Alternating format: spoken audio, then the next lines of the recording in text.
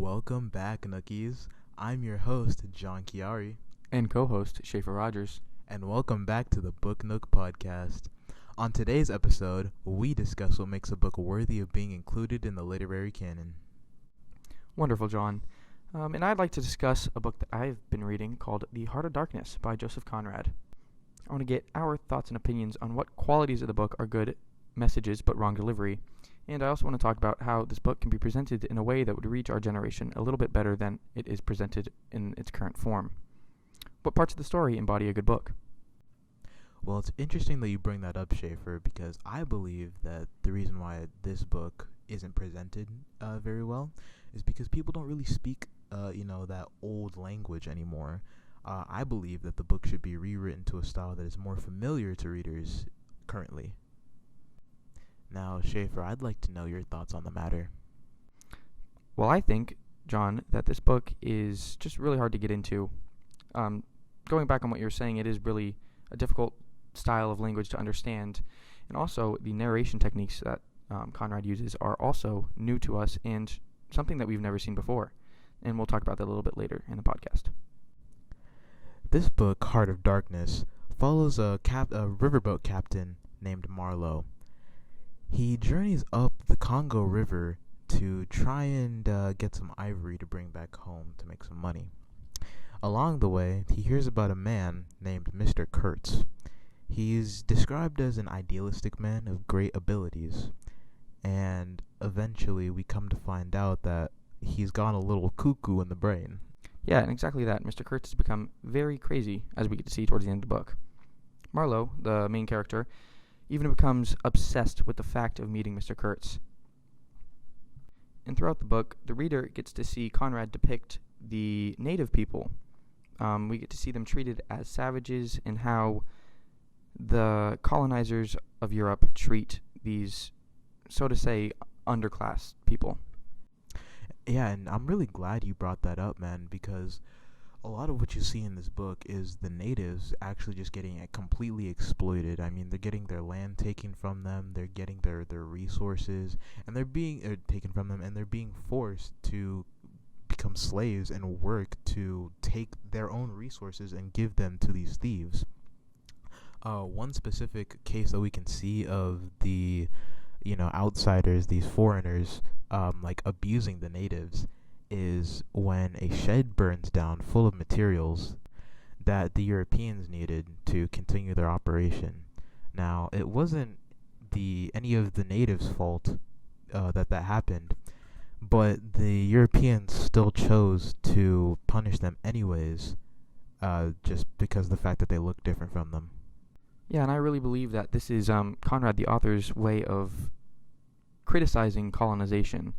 I mean, we get to see so many cases about how these white Europeans treat the black natives completely, wrong. It's not humane. Even though the reader gets to really see how similar the two actually are. And on that point specifically about, everybody being the same in this book, one thing that you'll actually find about specifically Kurtz is that because he has gone crazy per se, he's kind of been emptied out, hollowed out as a character. He doesn't have those same prejudices, I guess, that the other Europeans have. As a matter of fact, he's become almost he's become more than friendly with the natives. He's become almost like a god to them.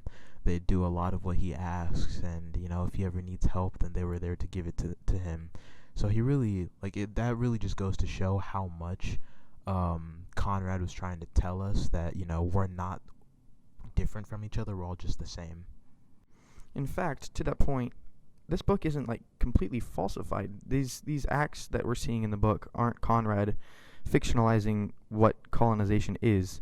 The origin story of this book was actually Conrad's own experiences in the Congo. He has depicted the character Marlowe after himself. These are almost completely true accounts of what colonization is to the Europeans.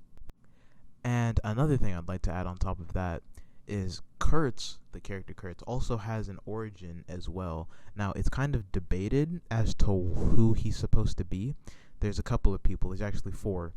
The first one is George Antoine Klein, who was an agent who became ill and died aboard Conrad's steamer.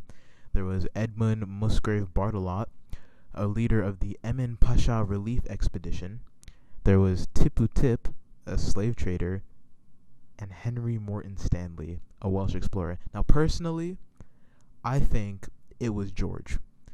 I just think that, since Kurtz kind of knew him and would have interacted with him on a daily basis, he would have probably chose to use him.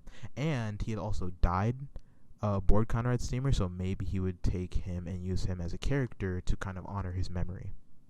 So, speaking about the book as a whole, I didn't like it too much. I personally don't like books that are told entirely through flashbacks. I just think it's hard to follow and it's a little tough to get through. How do you feel about it, Schaefer? Yeah, so that's actually one of our discussion topics is the narration technique, and it's a unique one. It broke the fourth wall, so to say. So throughout the book, the story is told aboard the Nellie with some of Marlowe's acquaintances. Marlowe is telling the story through quotation marks almost the entire book, and the actual narrator of the story is an unknown figure that is aboard the Nellie listening to Marlowe speak. Now, I will agree with you, John. I did not like the way it was laid out.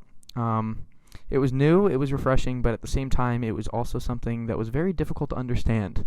I wasn't too big of a fan of it in general. I will say though, Schaefer, one thing that I did like was on page 15. There's a part where he's talking about going up a hill and like seeing these slaves coming down, and the way that the author spaces the words out, you can really kind of feel the fact that he's like having to trudge up this hill in this sweltering heat, and kind of like the despair of the slaves.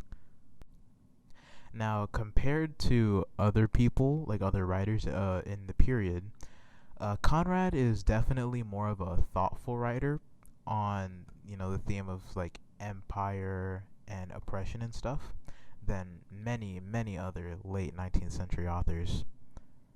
Yeah, I completely agree with that fact. I really enjoyed that Conrad kind of took pity upon the natives, and it was a really big critique of how European society colonized these, so to say, lesser and simpler people. That was probably my favorite thing about the book in general. I just really liked how he took a stand against what was the normal practice of his time and spoke against it in a very unique and fun way, I guess you could say. All right, yeah, good points. Now I gotta ask you, Schaefer, because me personally, I haven't seen this myself. Have you seen any references to anything else today? Yeah, it's funny that you say that. I actually did some research, and there are a few references today that I am not personally familiar with, but they are around. So the main and most prominent reference today is Francis Ford Coppola's 1979 film Apocalypse Now. And it affirms the key message of Conrad's Heart of Darkness, and it suggests that the imperialist mindset affects the international interaction even in modern times. So even though imperialism is long gone in our generation, the mindset still lingers to this day with how people feel that they are more superior than others. So it's interesting that you brought up that, the Europeans were feeling a lot more superior to the Africans, because a lot of critics of this book say that it was wrong to portray the Africans as being like these dumb, uneducated people.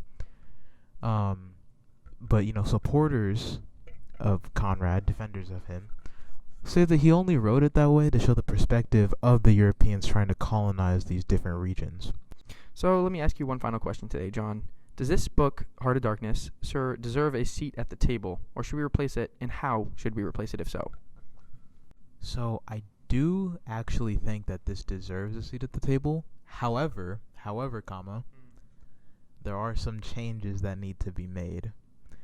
One thing, and I know they've done this for a lot of other books. For example, they did this for Huck Finn. make a separate version of the book that has less, ye old English language. I think that would help so much more in terms of the readers being able to understand it and really be able to engage with the book. Because, obviously, me personally, I opened it and fell asleep for 2 hours. So, yeah. And yeah, I can agree with that, John. I was also fairly quickly put to sleep by this book, but I braved it through. All right, that's going to be it for our podcast today, folks. Like it if you like it, dislike it if you dislike it. Please give us some feedback in the comments section, hit that subscribe button, turn those bell notifications on. I'm John Chiari. And I'm Schaefer Rogers. Thank you for tuning in, and goodbye. Bye-bye.